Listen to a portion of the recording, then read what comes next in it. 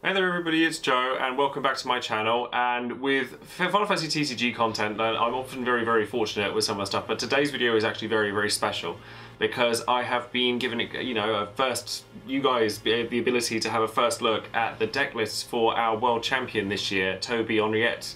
And honestly, Tobi is one of the nicest players I've ever met.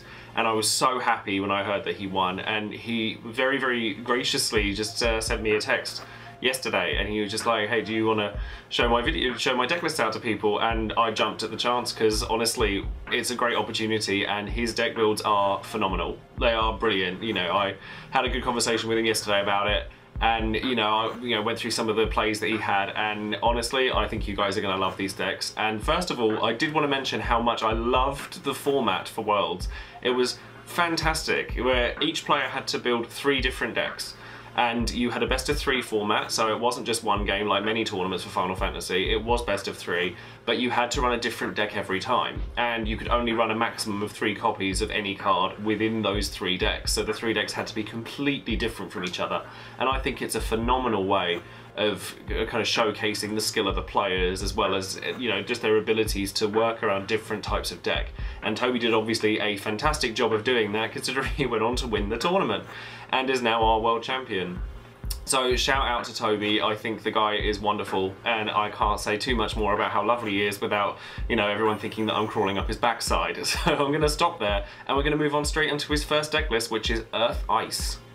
So Earth and Ice is a deck type that Tobi is very well known for. He ran this deck during Euros, which was the last tournament that I saw him at, and he obviously did very well in that because he won that too. So Earth and Ice is obviously a very strong combination of colours, and this, as you can see here, is the deck list that he ran. I'm not going to go over every single card in the deck.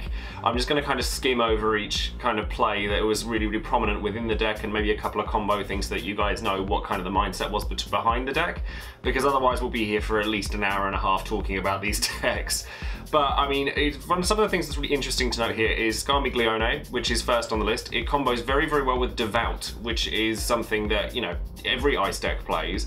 And it also works very well with Shulk, which is something that, again, many Ice decks play. So it kind of fits into this deck really well, because just by being a 2 CP unit that can come down and do its thing. It's 6k, so it's on the curve, and you can block with it, and your opponent's never quite sure whether it's safe to attack while you've got a Scar armor down, which is a very strong play for a 2 CP unit. And then he's got 3 copies of Ursula and 2 copies of Yang, which is unusual for a lot of players, but I can, having spoken with him, the main reason he has 3 Ursula and not 2 is because it's another target for Shulk. So it means that the Shulk is more kind of relevant in more situations, and that discard and that momentum swing of I get 2 guys down, you drop a card is huge. So that'll be the reason why we have Ursula at more copies than Yang in this particular deck. And then we've only got 1 Deleter, which surprises me considering that there's only 3 Shantotto. There's 3 Shantotto and 3 Jessie in the deck, but at the same time, Deleter is kind of like a bonus. You don't always need it, but so if you're playing a Deleter to get rid of Shantotto or Jessie, or any of the cards really that allow you to kind of repeat themselves and things like that, it's also a fantastic play with Rinoa. There's a lot of fantastic plays in this deck with Rinoa actually, but it can really kind of swing things in your favour. And then there's discard kind of built into the deck through Sarah, Genesis and Shulk, which are all, and Sephiroth, which are all very strong plays. Sephiroth in particular actually does very well if you're playing it and it's the last card you play in your hand. So for anyone there who's not familiar with many Ice decks, then Sephiroth is definitely a good go-to if you want something that's kind of immediately kind of poignant to the board, but you can use up what's left of your hand to play him down. If your opponent's only got 2 cards down left in their hand, you drop their hand, you end up with a guy that's difficult to get rid of, and you end up just points in really. And then Rinoa in this deck is just brilliant because of the things like Deleter. It works so well with Ice, and the primary reason for that is Kefka. Now Kefka, is a card that I've loved ever since the game came out. I think it's an exceptional card, and I'm really glad to see it do so well here, because it works so well with a lot of these smaller units. It works really well with Scarmiglione as well, because when it, if it comes back, you can have it deal more damage than it should if it's a 2, or you can use it on the first Scarmiglione and then use its S ability, because so it will survive anyway. There's a lot of really nice plays with Kefka in this deck, so I definitely recommend you look into playing Kefka when you look at Ice or any Earth deck in the future, just because it's very strong.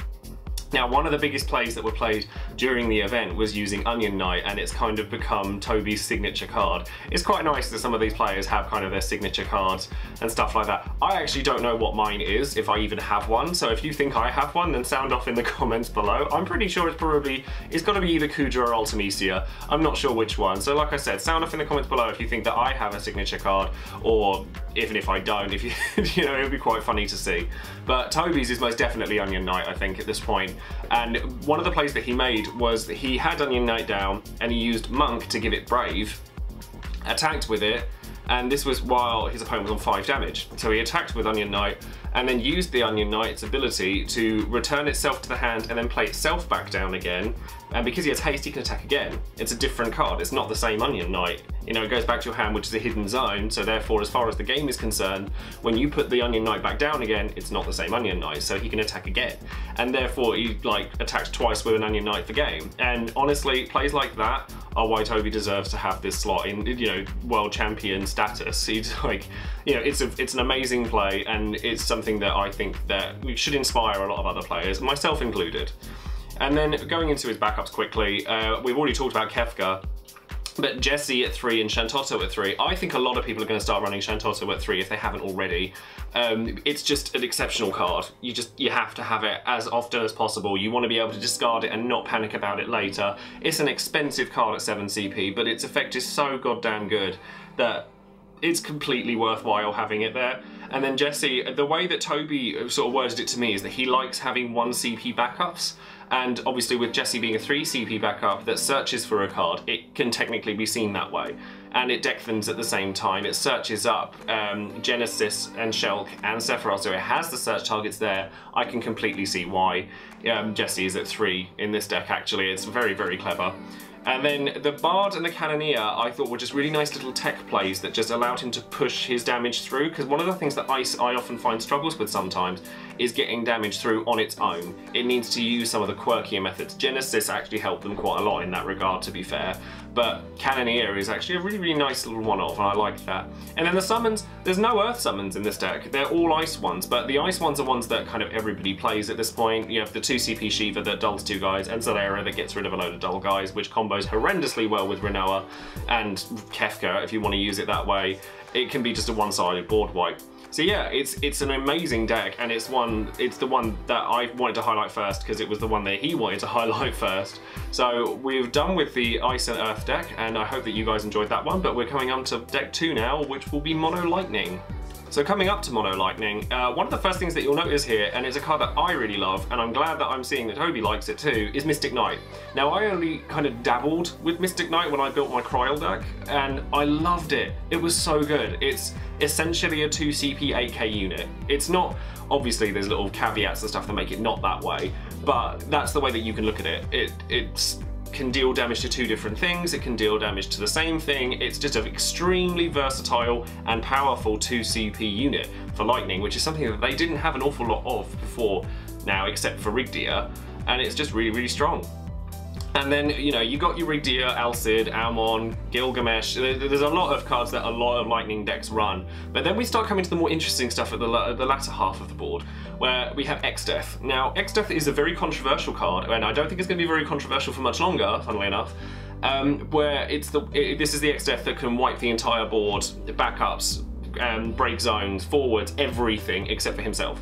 And I've been on the receiving end of X-Death numerous times. I've never played it myself. It's a horrible, horrible card.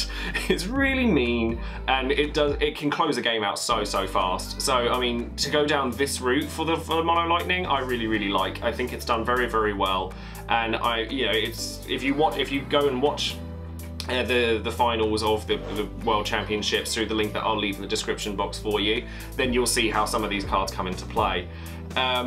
Idia is obviously kind of obvious, Onion Knight is fairly obvious. Ramza, however, is not. Now, Ramza being here is a very interesting card, purely because there's not any. The only other Final Fantasy Tactic forward in this deck is Zalbarg. So I asked Tobi, I said, why are you running 2 copies of Ramza in this deck? And he said, oh, I'm glad you asked. He wants it to kind of continue with this theme of 1 CP backups. And being a knight, he's a search target for Duke Goltana.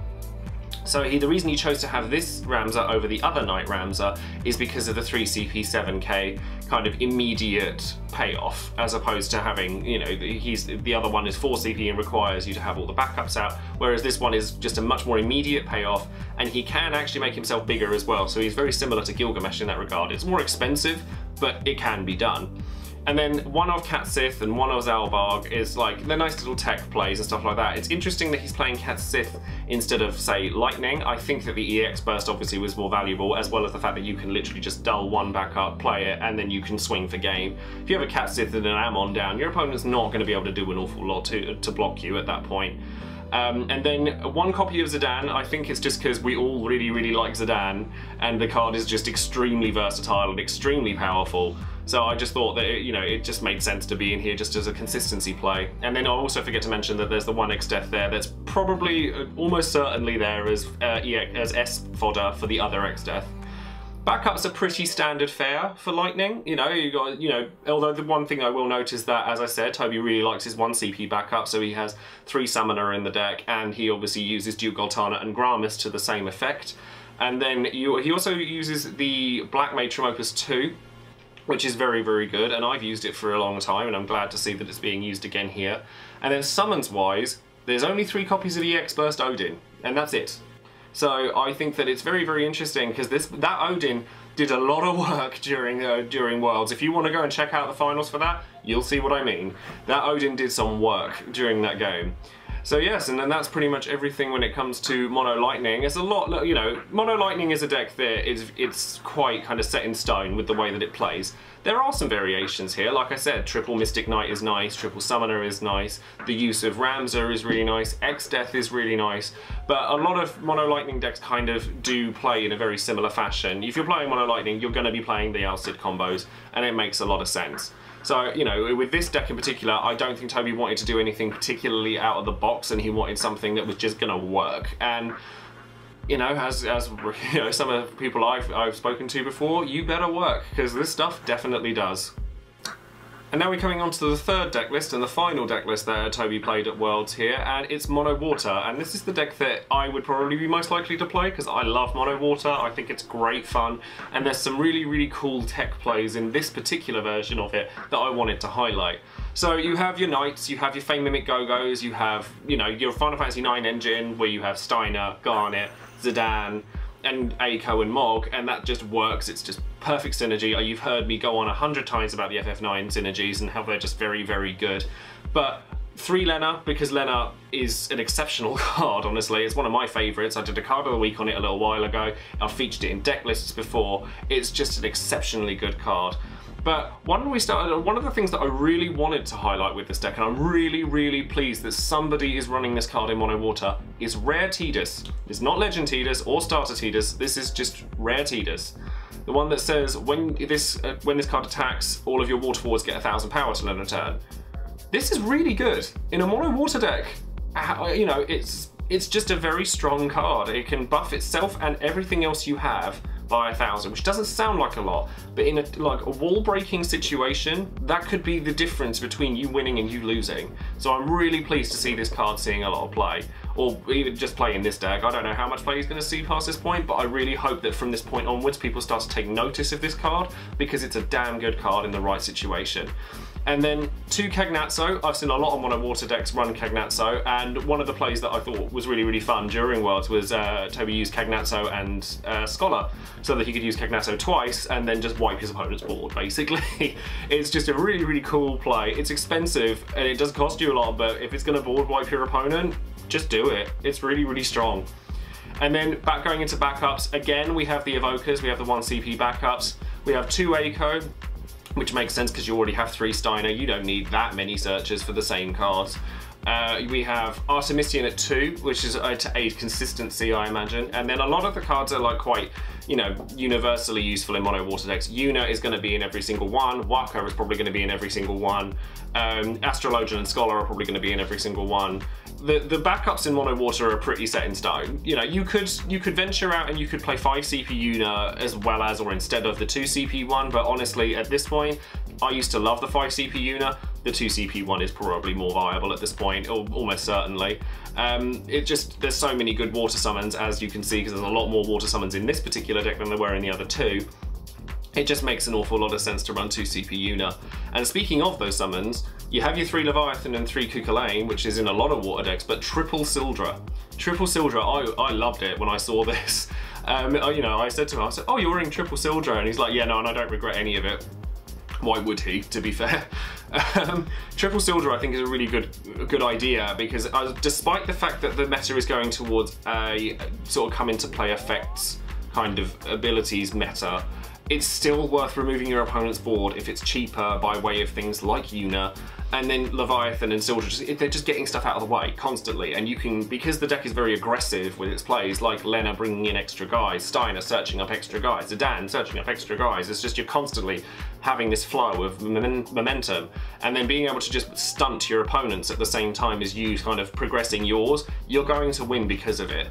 I mean, I really like 1CP Leviathan, and I did mention this to Tobi when we spoke about it, and he said, oh no, I really liked it as well, and somebody else really wanted to run it, or was running it, but I decided to go with the triple Sildra instead. And honestly, this guy won Worlds and I didn't, so I'm gonna let him do his thing. But honestly, this is the deck that if I were to run any of the 3 decks that he ran, I would probably pick this one because it's my favorite of the archetypes. But I think the Earth Ice deck is the one that Tobi is most well known for, and will probably be the one that permeates the meta most. And that is it for the 3 deck lists that Tobi ran for Worlds, and I hope you guys enjoyed everything. This is probably going to be the last deck list that I put up for Opus 3's meta as well, because we have Opus 4 coming out very soon, and everything will just change from that point onwards. So obviously all of these deck lists, it's great to have as a basis for ideas that you might want to run later, but I wanted to bring these deck lists to you guys so that you could see exactly what was being run at Worlds, and Tobi was ever so kind to let me showcase his deck lists for him, so I'm very thankful to him, and congratulations to him again for winning the tournament, and congratulations to everyone else that played in that tournament.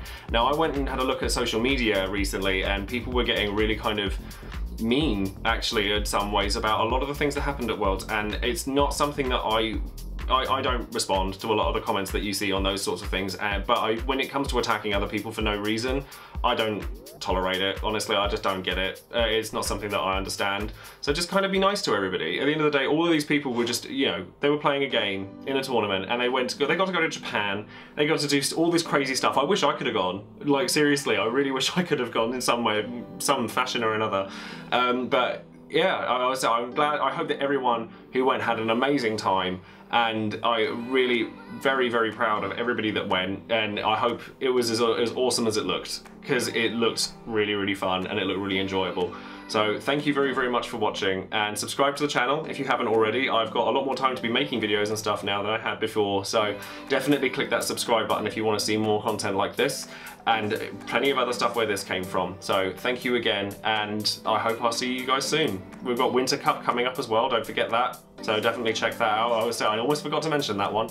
But yeah, definitely check out the Winter Cup on Square Enix's website, and as I said, thank you again for watching, and I'll speak to you guys soon. Bye!